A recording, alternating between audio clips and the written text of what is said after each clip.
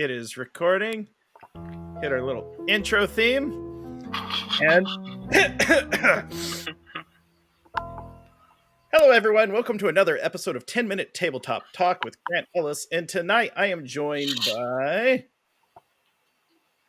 Do I say who I am? You can say who you are. Hey, Joe DeSimone at iHeartFargo on Twitter. How's it going? It's going well. So tell me about the Academy of Games. Wow. I work with a bunch of C-suite executives, but we have some really boring Zoom calls. I think you could help me out. So, all right. So TAG, the Academy of Games, is the company I started about 2 years ago now, which is a weird hybrid business. We're both a game design after-school program for kids, and I also run our professional development business unit, which basically we try to make boring organizational processes fun by building game stuff into it. Basically trying to give gamification a decent name once again after, nearly a decade of leaderboards and badges. I was going to say a decade of scoreboards. Yeah, and, it's Credly bad. accounts. Yeah, I say gamification just because it's the term people know, but we draw a distinction. I mean, it's not our distinction. Academics drew it before us of game-based learning versus gamification, where right. Game-based learning is building something from the ground up with game design principles. Gamification is you met your sales target, awesome, you get a merit badge, and that shit sucks. You completed all these mandatory trainings we would fire you if you didn't take, so we're going to give you this Boy Scout-looking merit badge with a banner on your in-house company profile. Yeah, it's a retirement gold watch, except you don't even get a gold watch at the end. Oof. Oh, gosh. That's bringing me to the pro wrestling dusty roads. You work at a company 30 years and they give you a watch? Mm-hmm. Come on. So... Innies 2020, you became something of a legend online. Because I caught a ban. Yeah, and just know I was the one that fired the bullet. Is it y'all? Let me do the shooting because we're gonna talk after this. No, it was a blast. So, what do you think? If we were to replace the idea of say the Innies with something else, what do you think that would look like? Like for me, it's a festival. Sure. I think the Ennies totally can exist. It's just the Ennies shouldn't exist in isolation, right? Yeah. I'm not trying to shut down the Teen Choice Awards. The Teen Choice Awards are fine for what they are, but nobody's Pauline Kael isn't walking around going oh yeah, the Teen Choice Awards are a perfect representation of how the film business and the innovations in film aren't judged by that. We have other tools. We have other award bodies. The problem with the Ennies is we just don't, right? We have the Diana Jones Awards, which, okay, yeah, good intention for a while there. It worked out, but, when you're giving Gen Con the DJA and then actual play, hey, no offense, I have a lot of friends who do actual play. Y'all don't collectively deserve that award the year Harlem Unbound comes out. Shout out Chris Spivey. Yeah, shout out Chris Spivey. He's a great dude. And also shout out all the talented people doing actual play out there. I'm sorry you went up against an incredible book, and I'm sorry you frankly probably didn't deserve that win that year.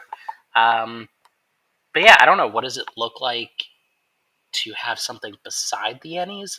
I don't give a shit. Just something else, right?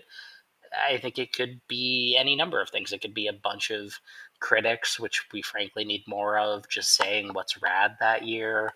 It could be, more of a professional award, right?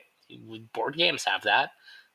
Board games have, the Origin Awards and the Spiel des Jahres, and other things besides. Why can't role-playing games? Yeah, I tell everyone, I don't really follow the Oscars. I worked in the film industry for about 15 years. I never really followed the Oscars, but I always followed the Academy's tech awards religiously. Who's pushing technology? Who is making the tools, the building blocks of the future that I'm going to use onward and upwards. Like we always talk about, it's like I liked the Lord of the Rings movies when I was like 18, watched them in a theater, but like the mass combat technology is like still being used in movies today, like computer software that was used to do big battles. Like it was a Well, big it's achievement. anytime you have. So how do I put this? Okay, so the reason I totally agree with you and I feel the same way is that the core Oscars are a political show. Um, it's often just who puts in the most money to kind of pimp their film during award season. Um, the technical awards are not that; they are experts in their fields saying this is the stuff that's truly revolutionary. It's why I don't think E3 matters so much, but like um, SIGGRAPH, which is like the Hmm. award for big new innovative technology in games. Um, like SIGGRAPH is awesome because you can track, like, it's definitely delayed. It takes AAA companies a while to integrate that stuff, but you get to see what's really exciting and new and up and coming. And it might be something small. Like this year, one of the big SIGGRAPH presentations was about them modeling how to put socks on. Um, but like that's really interesting from a how do we do clothing design on 3D Hmm. models. That's going to have really big implications in a few years. That's going to let us do really awesome stuff. We don't have, I mean, one, we don't have a technical award, period, in role playing games. We also don't really have a technical award in games, like analog games at all.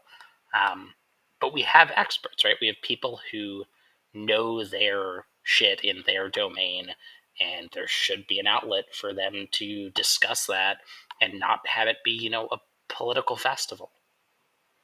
Yeah, with me with the awards, it always comes down to opinion, and then what's the source of the opinion. Like Mm-hmm. the way I assess a game is different than the way a lot of my friends do.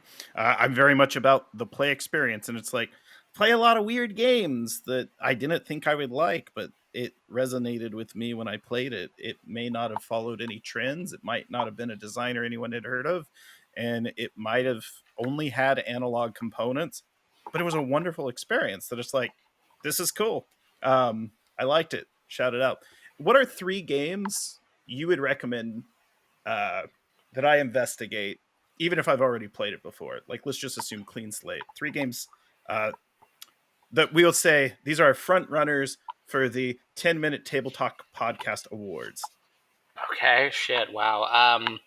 For short form, like what you can do in an Yeah. unbelievably limited space, fuck it's Dracula by Levon Johanian. Levin, yeah. Yeah. That's yeah, that would take the cake for kind of what you can do. 200 word RPG. Um, My copy's on display downstairs in my house. Just they're like, there's a book I wrote. They're like, wait, what's this? Fuck, it's Dracula on mhm. display. Your kids and all. I got, yeah, Yeah, it earned it. fantastic. Um, Tolus by Monty Cook as an example of hyper maximalism. What can you do when you go the complete opposite route of the 200 word RPG? Tolus is not something that I necessarily enjoy, but I think it's a really good like edge case, which is where interesting shit lies for me. Um, 98-ounce book. yeah, with I think a couple thousand extra pages on CDs on the back cover. Um, Yeah, and then 3, wow. Fuck, we're at a you've minute. got a minute. Yeah. All right. Easy answer, like the Mensner BX box. Nice. Um, because I think it is an example of what the popular consciousness around D&D is, which however much we love getting away from it, and I think we should do more of that. I'm big into knowing the history and like using it as framework for where to move from there. And I don't think you can get better than that in terms of like what D&D is to like the lay person. So, Joe, we're about out of time, but where can we find you online? At iHeartFargo, theacademyofgames.com, LinkedIn, the DeSimone. Um, Bye.